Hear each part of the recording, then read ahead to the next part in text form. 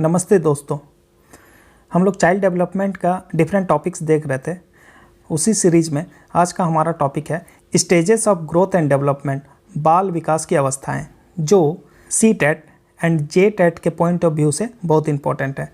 इससे पहले एक वीडियो में हम लोगों ने देखा था differences between the growth and development, वृद्धि और विकास के बीच में क्या अंतर है, उसको मैंने विस्तार पूर्वक बताया था। अगर उस वीडियो को आप लोगों ने मिस किया है तो डिस्क्रिप्शन में मैं उनका लिंक दे देता हूँ, वहाँ से आप देख सकते हैं। चलिए टॉपिक को शुरू करते हैं। उससे पहले आपसे आग्रह रहेगा, अगर आप चैनल में नए हैं तो चैनल को सब्सक्राइब जरूर करें।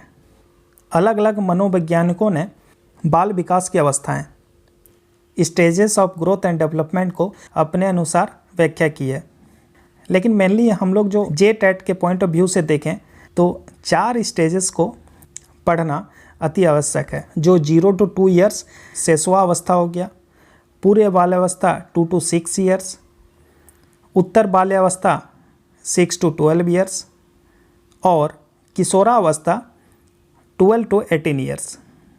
यह 4 जो स्टेजेस है, यह जे-टेट ऑफ पॉइंट ऑफ व्यू से बहुत ही इंपॉर्टेंट है।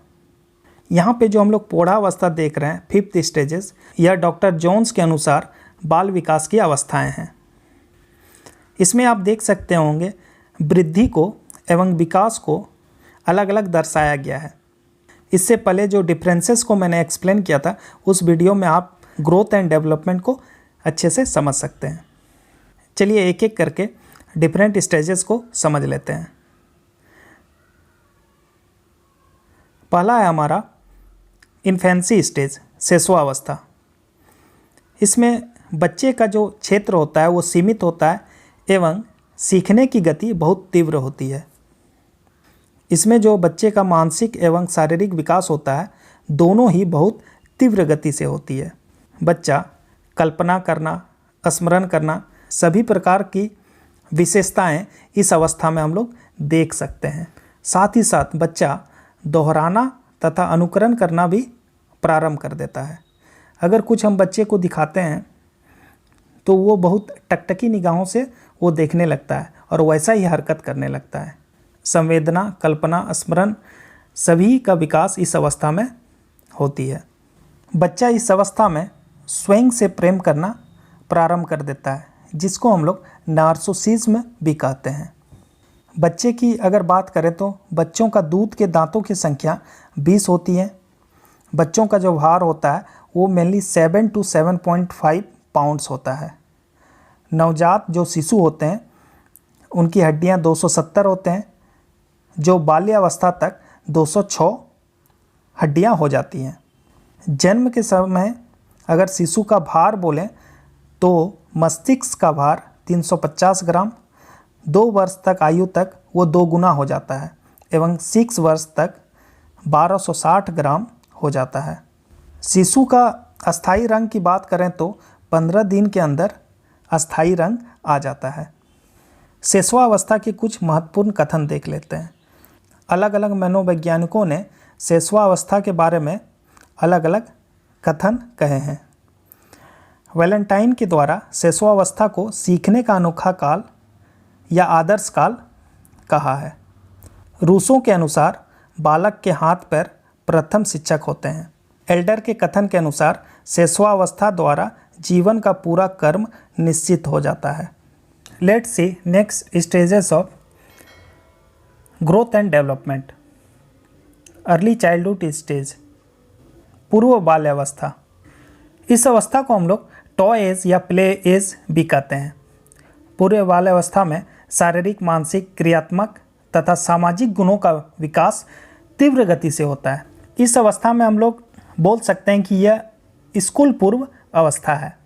इसमें बच्चों के मानसिक, क्रियात्मक एवं सामाजिक गुणों का विकास तीव्रता के साथ होता है।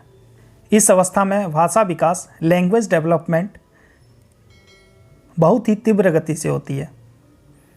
लास्ट क्लास में मैंने समझाया था मस्तिष्क के बारे में कि 2 पार्ट अगर देखते हैं तो लेफ्ट ब्रेन जो होता है वो लैंग्वेज से रिलेटेड या साइंस से रिलेटेड होती है, वहीं राइट ब्रेन जो होती है वो क्रिटिकल थिंकिंग से होती है। तो इस अवस्था में, पूर्व बाल अवस्था में, दोनों का विकास बच्चों में तीव्र गति से होती है। इस अवस्था को स्फूर्ति अवस्था भी कहते हैं, क्योंकि बच्चा जो डेवलप करता है वो बहुत तीव्र गति से करता है। चलिए हम लोग नेक्स्ट अवस्था को देखते हैं, जो हमारा लेटर चाइल्डहुड स्टेज है, उत्तर बाल्यावस्था। उत्तर बाल्यावस्था में बच्चा ग्रुप में रहना पसंद करता है, जिसको हम लोग गैंग एज भी कहते हैं। इस अवस्था में आप देखते होंगे कि बच्चा स्कूल जाना प्रारंभ कर देता है तो अनेक सारे उनके दोस्त बन जाते हैं और वो अपने दोस्तों के साथ ही खेलना पसंद करता है, स्कूल जाना भी पसंद करता है। तो इसे हम लोग गैंग एज भी बोलते हैं।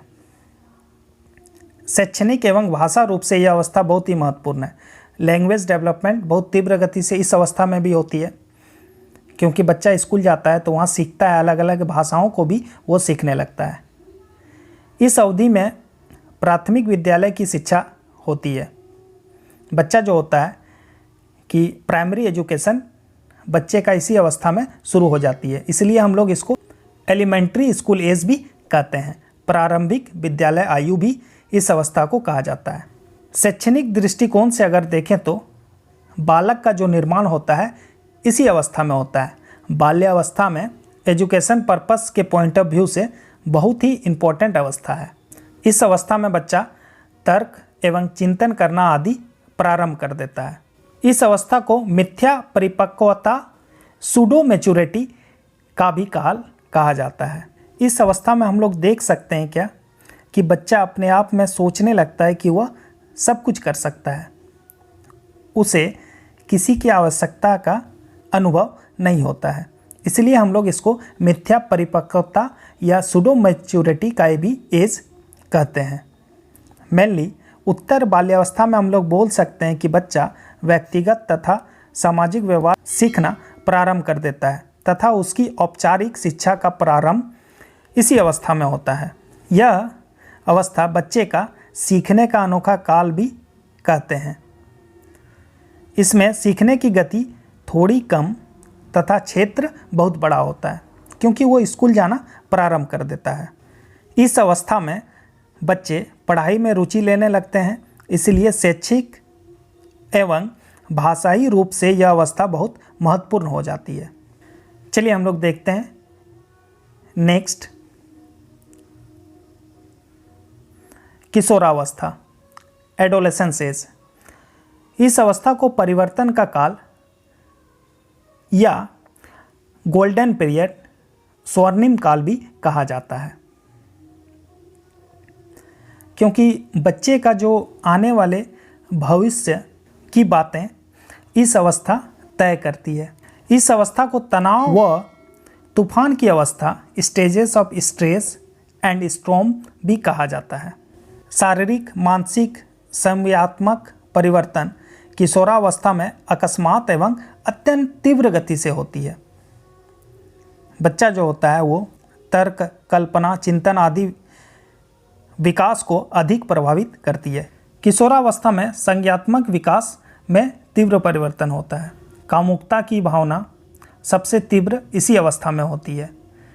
बालक जो होता है वो अकेले रहना इस अवस्था में पसंद करता है एवं विपरीत लिंग के साथ भी रहना वो पसंद करता है। इस अवस्था में हम लोग बोल सकते हैं कि कामुकता की भावना सबसे तीव्र होती है। इसमें बालक के अंदर अनेक परिवर्तन देख सकते हैं। जो विकास जो होती है वह इस अवस्था में बहुत ही तीव्र गति से होती है। इसी कारण स्टैनले हॉल ने किशोरावस्था को बड़े तनाव, तूफान, संघर्ष एवं विरोध की अवस्था भी कहा है। रॉस के अनुसार किशोरावस्था शैशवावस्था की पुनरावृत्ति है, क्योंकि जो विकास जो होता है वो दोनों ही अवस्था में बहुत ही तीव्र गति से होती है।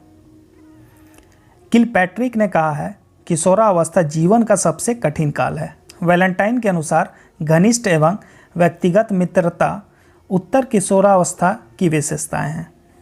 किशोरावस्था के बारे में अगर हम लोग शिक्षण व्यवस्था के स्वरूप से देखें तो इस अवस्था में भावना क्षेत्र में सहायता देने की आवश्यकता है। शिक्षक को परामर्शदाता के रूप में कार्य करना चाहिए।